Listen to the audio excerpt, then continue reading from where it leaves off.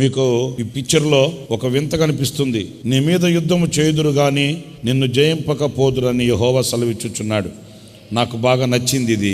ఎందుకంటే తెల్లటి గొర్రె, కిందంతా చుట్టుముట్టున్నాయి తోడేళ్లు, పళ్ళు చూడట్టున్నాయో ఆ కక్షతో ఉన్నాయి. దొరికితే మింగేస్తాం వీడిని, దొరికితే మింగేస్తాం దీన్ని, దొరికితే నమిలేస్తాం అన్నట్లుగా ఉన్నాయి. పాపం అమాయకమైన ముఖం పెట్టుకొని ఆ గొర్రెపిల్ల చూడండి. అయితే దేవుని హస్తం చూడండి. దేవుడు చెప్తున్నాడు, నీ మీద యుద్ధము చేస్తారు కానీ నిన్ను వాళ్ళు జయించలేరు.